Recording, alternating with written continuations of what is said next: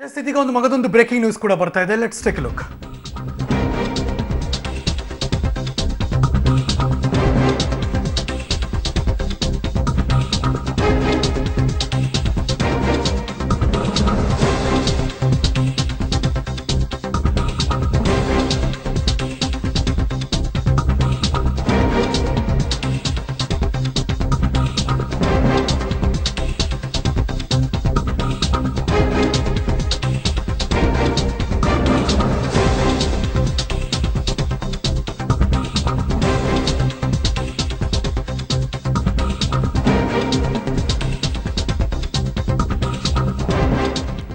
ಹತ್ತತ್ರ ಒಂದು 20 ದಿನಗಳ ಹಿಂದೆ ಅಂದರೆ ಆಗಸ್ಟ್ 24ನೇ ತಾರೀಕು ಈಗ ಬರ್ತಿರುವಂಥ ಬ್ರೇಕಿಂಗ್ ನ್ಯೂಸ್.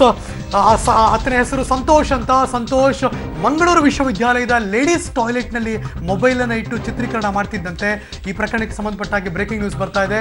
ಸಂತೋಷ್ 22 ವರ್ಷದ ಸಂತೋಷ್ನನ್ನು ಈಗಾಗಲೇ ಕೊಣಾಜೆ ಪೊಲೀಸ್ ಸ್ಟೇಷನ್ನ ಅಧಿಕಾರಿಗಳು ಈಗಾಗಲೇ ಅವನ್ನ ಅರೆಸ್ಟ್ ಮಾಡಿದ್ದಾರೆ. ಮಂಗಳೂರು ವಿವಿ ಲೇಡೀಸ್ ಹಾಸ್ಟೆಲ್ನಲ್ಲಿ ಮೊಬೈಲ್ ಇಟ್ಟು ಚಿತ್ರೀಕರಣ ಮಾಡ್ತಿದ್ದ, ಕದ್ದು ಅದನ್ನು ಚಿತ್ರೀಕರಣ ಮಾಡ್ತಿದ್ದ.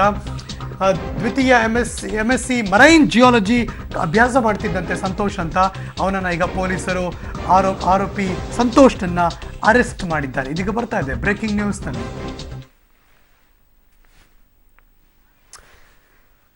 ಎಸ್, ಈಗ ಬರ್ತಾ ಇರುವಂತಹ ಭಾವಚಿತ್ರ ಇದು ಸಂತೋಷ್ನದ್ದೇ. ಈತ ಒಂದು ರೀತಿ ಇದ್ಯಾವುದೋ ಒಂದು ಗೊತ್ತಿಲ್ಲ, ಒಂದು ವಿಕೃತವಾದಂತಹ ಒಂದು ಸಂತೋಷ ಆತನಿಗೆ ಸಿಕ್ತಿತ್ತು ಅಥವಾ ತಗೊಂಡು ಏನು ಮಾಡ್ತಿದ್ದ ಅಂತ ನೆಕ್ಸ್ಟ್ ಎನ್ಕ್ವೈರಿಲಿ ಗೊತ್ತಾಗಬೇಕಷ್ಟೇ.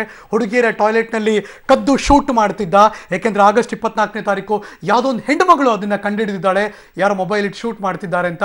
ತದನಂತರ 22 ವರ್ಷದ ಸಂತೋಷ್ ಎನ್ಕ್ವೈರಿ ಆಯಿತು. ಈಗ ಆತ ತಪ್ಪೊಪ್ಕೊಂಡಿದ್ದಾನೆ, ನಾನೇ ಮೊಬೈಲ್ ಇಟ್ಟು ಶೂಟ್ ಮಾಡ್ತಿದ್ದೆ ಅಂತ. ಇದಾದ್ಮೇಲೆ ನೆಕ್ಸ್ಟ್ ಗೊತ್ತಾಗಬೇಕಾದ್ರೆ ಲೆವೆಲ್ಲು ಆ ಶೂಟ್ ಮಾಡಿದ್ಮೇಲೆ ಆತ ಅದನ್ನು ಹೇಗೆ ಬಳಸ್ಕೊಳ್ತಿದ್ದ, ಏನೇನು ಇನ್ಯಾವ್ಯಾವ ಕೆಟ್ಟ ಕೆಲಸ ಮಾಡ್ತಿದ್ದ ಅಂತ ಕೊಣಾಜೆ ಪೊಲೀಸರು ಈಗ ಆರೋಪಿ ಸಂತೋಷ್ನನ್ನು ಅರೆಸ್ಟ್ ಮಾಡಿದ್ದಾರೆ. ಅಲ್ಲೇ ದ್ವಿತೀಯ ವರ್ಷದ MSc ಮರೈನ್ ಜಿಯಾಲಜಿಯನ್ನು ಓದುತ್ತಿದ್ದ ಸಂತೋಷ್ ಅಂತ ಈ ಕ್ಷಣಕ್ಕೆ ಮಾಹಿತಿ ಗೊತ್ತಾಗ್ತಾ ಇದೆ. ಮಂಗಳೂರು ವಿಶ್ವವಿದ್ಯಾಲಯದಿಂದ ಬರ್ತಿರುವಂತಹ ಆಘಾತಕಾರಿ ಒಂದು ಅಂಶ. ಬಟ್ ಫೈನಲಿ ಆ ಹುಡುಗಿಯರು ಈತನನ್ನು ಕಂಡು ಹಿಡಿದಿದ್ದಾರೆ. ಹೀಗಾಗಿ ಈ ಕ್ಷಣಕ್ಕೊಂದು ನಿಟ್ಟುಸಿರು ಬಿಡ್ಬೋದೇನೋ ಅಲ್ಲಿಯ ಹೆಣ್ಣುಮಕ್ಕಳು ಅನ್ನಿಸ್ತಾ ಇದೆ. ಎಸ್, ಇದು ಸಂತೋಷನ ವಿಕೃತ ಸಂತೋಷ ಅಂತ ಹೆಸರಿಟ್ಕೊಂಡಿದ್ದ ನಿಜ. ಆದರೆ ಬೇರೆಯವರು ಸಂತೋಷ ಕೊಡೋ ಕೆಲಸ ಮಾಡೇ ಇಲ್ಲ ಅವನು ಯಾವ ರೀತಿ ವಿಕೃತವಾದಂತಹ ಇದರಿಂದ ಸಂತೋಷ ಅನುಭವಿಸ್ತಿದ್ದೋ ಗೊತ್ತಿಲ್ಲ. ಬಟ್ ಈಗ ಅವನು ಅರೆಸ್ಟ್ ಆಗಿದ್ದಾನೆ. ಕೊಣಾಜೆ ಪೊಲೀಸ್ ಅಧಿಕಾರಿಗಳು ಈ ಆರೋಪಿಯನ್ನು ಫೈನಲಿ ಅರೆಸ್ಟ್ ಮಾಡಿದ್ದಾರೆ. ಆತ ಕೂಡ ತಪ್ಪೊಪ್ಕೊಂಡಿದ್ದಾನೆ ಅನ್ನೋ ಮಾಹಿತಿ ಲಭ್ಯವಾಗ್ತಾ ಇದೆ. ವಯಸ್ಸು 22, ಆದರೆ ಆತನ ಬ್ರೈನ್ ಒಳಗಿರೋದೆಲ್ಲ ಬರೀ ಕೆಟ್ಟ ಮಟ್ಟದ ಕೀಳು ಮಟ್ಟದ ಅಭಿರುಚಿ ಜೊತೆಗೆ ಆ ವಿಕೃತ ಸಂತೋಷ ಅಂತ ಅನಿಸ್ತಾ ಇದೆ.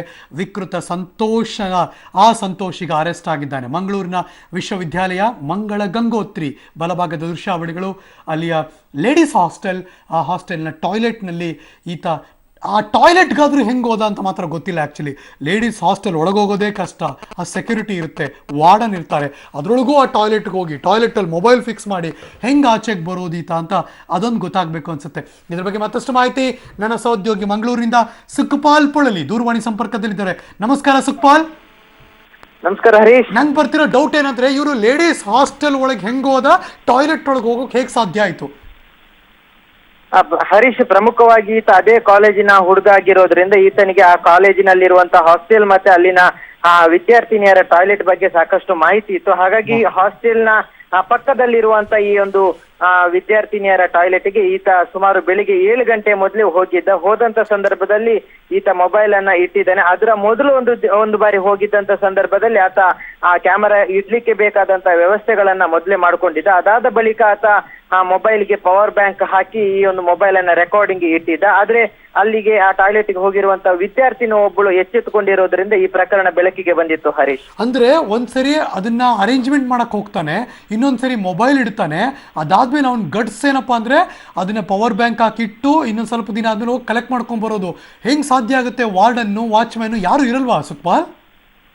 ಖಂಡಿತ ಈ ಪ್ರಶ್ನೆ ಈಗ ಮೂಡಿರುವಂತದ್ದು. ಈ ಒಂದು ಸಂದರ್ಭದಲ್ಲಿ ಅಲ್ಲಿ ಯಾರು ಗಮನಿಸಿಲ್ವ ಈತ ಈ ಎಲ್ಲ ಕೆಲಸಗಳನ್ನ ಮಾಡಿದಂತ ಸಂದರ್ಭದಲ್ಲಿ. ಜೊತೆಗೆ ಆತ ಇದ್ರ ಮೊದಲೇ 2 ಕ್ಲಿಪ್ಪಿಂಗ್ಗಳನ್ನ ಬೇರೆ ಬೇರೆ ಮೊಬೈಲ್ಗಳಿಗೆ ರವಾನೆ ಮಾಡಿರುವಂತದ್ದು ಸಹ ಬೆಳಕಿಗೆ ಬಂದಿದೆ. ಹಾಗಾಗಿ ಅದರ ಮೇಲೂ ತನಿಖೆಗಳು ಆರಂಭ ಆಗಿದೆ. ಈ 2 ಕ್ಲಿಪ್ಪಿಂಗ್ ಅನ್ನ ಆತ ಯಾರಿಗೆ ಕಳಿಸಿದಾನೆ ಅನ್ನುವಂಥದ್ದು. ಜೊತೆಗೆ ಆತ ಮೊದಲೇ ಪ್ಲಾನ್ ಮಾಡ್ಕೊಂಡಿರುವ ಹಾಗೆ ಸಾಕಷ್ಟು ಚಿತ್ರೀಕರಣ ಆಗಬೇಕು ಅನ್ನುವಂತ ಈ ಹಿನ್ನೆಲೆಯಲ್ಲಿ ಈ ಪವರ್ ಬ್ಯಾಂಕ್ ಅನ್ನು ಅಳವಡಿಸಿರುವಂತದ್ದು. ಜೊತೆಗೆ ಮೊಬೈಲ್ ನಲ್ಲಿ ರೆಕಾರ್ಡಿಂಗ್ ಗೆ ಬೇಕಾದಂತ ಏನು ಮೆಮೊರಿ ಕಾರ್ಡ್ ಇದೆ ಅದನ್ನು ಹೆಚ್ಚಿನ ಪ್ರಮಾಣದಲ್ಲಿ ಹಾಕಿಕೊಂಡಿರುವಂತದ್ದು. ಒಟ್ಟು ಈತ ಈ ರೀತಿಯಾದಂತ ಕೃತ್ಯಗಳನ್ನು ಹಲವಾರು ಬಾರಿ ಮಾಡಿದ್ದಾನೆ. ಆ ಹಿನ್ನೆಲೆಯಲ್ಲಿ ಈ ರೀತಿಯಾದ ಈ ಎಕ್ಸ್ಪರ್ಟ್ ಆಗಿದ್ದಾನೆ ಅನ್ನುವಂಥದ್ದು ಪೊಲೀಸರ ತನಿಖೆಯಿಂದ ಗೊತ್ತಾಗಿರುವಂತದ್ದು. ಹರೀಶ್, ಈಗ ಅರೆಸ್ಟ್ ಆದ್ನಾ?